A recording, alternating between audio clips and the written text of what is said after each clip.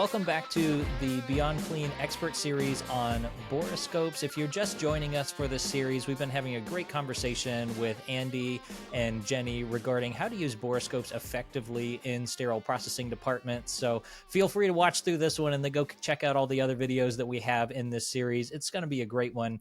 Today in this episode, we're talking about how to make an effective borescope process. We've talked about why they're important, how maybe to argue for one, but when it shows up at your department, when that shiny new toy comes in the box, what do you do with it? Do you leave it locked up in the manager's office and just have to ask permission to get it into the workflow when you need it? Probably not. So guys, as you've been in departments and seen these set up either really well or maybe not so well, or Jenni, we know your process is set up pretty well. What thoughts do you have about those key considerations for designing an effective borescope process? What kind of workflow should you have? How does the timing work on it? What are your thoughts on that? First and foremost, you need to make it easy. So as a leader, you need to make it easy for your team and automatic for them in their work. It has to be part of their flow, put it where they need it. Ideally, you can get the amount that you need and put them where they all need them so it's easy. But if you can't just buy them all for everywhere, start small. Look at it, get the team's engagement on using it, show your end users. I would look at what is going to give you the most value. What are your most high risk? I would choose to start, verification of the clean, of the manual clean. So whether that's in the instrument room at that final inspection and decontam at the sink for that initial inspection, or maybe your GI endoscope line, you really want to look at those complex devices and those channels. But there's different places, but what's your highest risk? What maybe are you struggling with most in your department at the moment? And if it's compromised sterility events to the OR, then you probably want to look at that instrument line. If it's GI endoscopes and major failures or things like that, or positive culture rates, then you may want to look at that. But please make sure it's where the team needs it. It's part of their process. It doesn't take long if it's set up that way. And just start somewhere. That makes so much sense. Borescope's just a tool. It's only as good as the process that you use with it. And Andy, I know that you've seen a lot of these processes, some good, maybe not, some not so good. Have you seen any things that maybe make a department a bit more effective in setting up that process? Yeah. So Jenni definitely tells you, start where the data is leading you, or your gut. Your gut, always trust your gut on what it's telling you. So, building a borescope platform that works, I think a couple things come to mind. Consistency, something that's repeatable and efficient. It's got to be a process, right? So the team use the visuals that the borescope creates to train the team. Those are great learning opportunities. Things like document the findings. It's not a matter of if you're going to find something with the borescope inside of a lumen. It's just a matter of when. So have that process where there's some kind of documentation and potentially even an escalation. If I can't answer the question, let me just get a second set of eyes on that. So I think real-time pictures and videos and annotating those pictures and videos is something that's a great tool. The team that's going to be doing, the technicians that are going to be doing the borescope inspection will have a great idea on what they're looking at. Traceability, with this data and these findings, make sure that you can kind of access those reports or findings to produce some meaningful action. Have those borescope reports or findings available and easily distributable to stakeholders. We talked about stakeholders earlier. You're not in this alone. Lean on who those other stakeholders are. I guess the last piece is a general statement, but the borescope findings are going to be, there's a lot of data points in that. You're catching debris or damage at certain stages. Use that data to drive change and lean on those visuals to help you do that. What I appreciate about what you said related to gathering the pictures and real-time video of those devices, one of the things that I've run into a lot, and we've had this conversation before, Andy, so I know it's something that you run into a lot, as well as you're going to find something when you look inside, particularly endoscopes, but just instruments in general.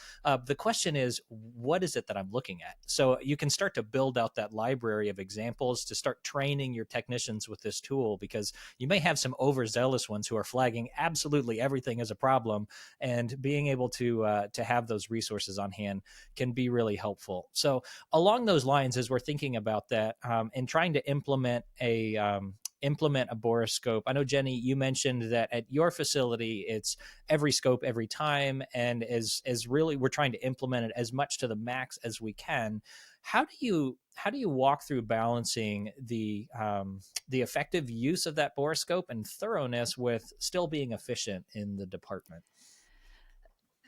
It's kind of quite easy after you get over the initial, like, what's it going to add, to actually use it and to do that. I mean, you're talking 10 to 15 seconds to 90 seconds. It's at the most, if you're really struggling with something, it might be a minute or two or a couple of minutes, but you can get through a device, even a GI endoscope, pretty quickly. So it's a little bit different. An instrument, if you want to get in there and look around, an ERCP scope where you've got, you need to maybe go, from a couple of different angles into the scope, and then maybe using it to look around that elevator channel really tightly. So, but again, you're still in just minutes. That isn't going to really impact your efficiency of your team. And then I always think about and offset that.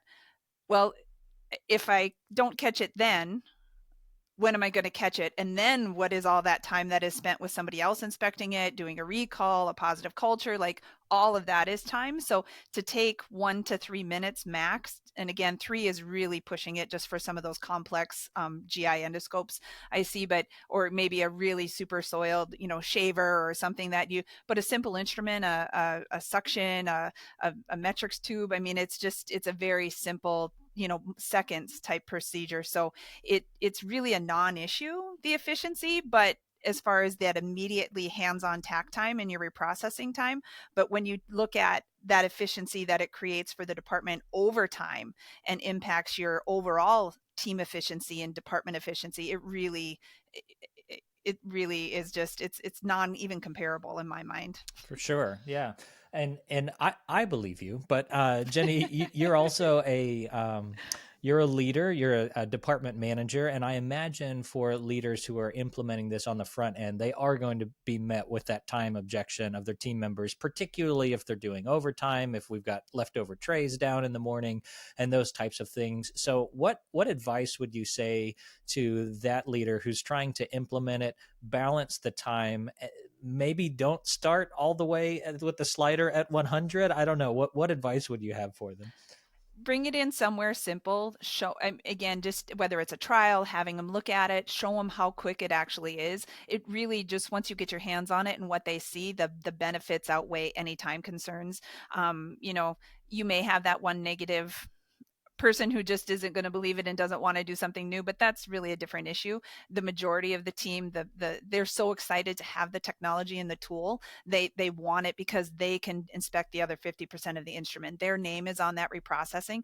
I really don't know a technician who is doing this line of work and putting their time and energy on who wants to send through us a contaminated device. Like, that's just not in our DNA in this profession. So they're more than willing. They're clamoring for it most of the time. Yeah. That's a good word. People want to do a good job. Just get them the tool to do it. So as you're setting up this workflow, you mentioned a couple of categories of instruments, metrics tubes, endoscopes, some of those types of things. Are there different workflows that you would set up specific to different instruments then? Obviously, we're not scoping our hemostats. So like, what does that look like? I think, again, when you're doing it, when we talked about start small, what's your risk points, what is going to make an impact in your, that's going to help with your team buy-in too on that. But what's your greatest area of risk or your issue? So it's, we have a couple of different areas that we use them, and there's other people who use them in different ways that I don't. GI endoscopes, every scope, every time, verification of that manual clean. That to me is just critical. Decontam, add a sync, verification of that manual clean. That's where maybe in those shavers, it's required in the IFU to do that inspection. I would rather do that inspection and find that debris in decontam and make sure I'm putting through a clean instrument on the instrument side, but then we do have them on the instrument side in pack and prep. So again, just like whether you're blowing it out with air and you can look in those lumens, like that is that final check to make sure that device, that instrumentation is perfect. Other people use them for like verification of dry scopes and different things. So it really is endless at how you want to use them. But I would let your internal concerns and risk points and your team, even, their feedback. If your biggest issue is contaminated instruments coming out of decontam and hitting your pack and prep tables, then maybe you want it in decontam, at those instrument tables. So, or at the sinks. Yeah, that makes a lot of sense. Andy, before we wrap, gosh, these videos are so quick. 10 minutes goes by criminally fast. Andy, before we wrap, is there anything that you want to add to the discussion around setting up an effective workflow and making sure people don't just have the tool, but they've got the process to go with it? Yeah. Well, I think letting us get inside Jenni's head is super powerful and helpful. So we should all take a lot from that. She didn't just land on her process, day one. So you got to start somewhere. Lean on your resources. And that could be a Borescope, sales team. That could be someone else in the industry. That could be Beyond Clean in some of these materials, or some Ofsted or HSPA training. A lot of resources out there. Standardizing the workflow, though, and leaning on technology where and when it's possible are two things that stick out. And just get the ball rolling. You're going to find some spots that it's going to be very clear that this is certainly a spot where we can improve our patient readiness for devices. And I think that evidence will be very clear with the visual a Borescope can provide. For sure. Super important to have a process at least defined. Don't just keep the Borescope in the manager's office and ask people to come use it, or maybe have it in an inconvenient corner of the department where doing the right thing is the hard thing. I really like what Jenni said at the beginning is do what you can to make it easy, make it fit with the flow of your process and your department, and clearly define what are those instruments that we've decided that we're going to scope at this particular point in the process every single time, and set up your technicians for success. So really great discussion, guys. I hope that's going to be helpful in setting up processes. Next time we get together, there's more than just putting it at the right station in the department, right? Training comes into the discussion. So we're going to talk next time. How do we go about being effective in training our team members to use the equipment safely and using it effectively as well as we can? So until then, if you have any further questions that you want to ask Andy or Jenni about Borescope usage, I would encourage you to reach out to them. You'll find their contact information in the description below in the video description. And until we get together next time, I would encourage you, as we always say here at Beyond Clean, keep fighting dirty.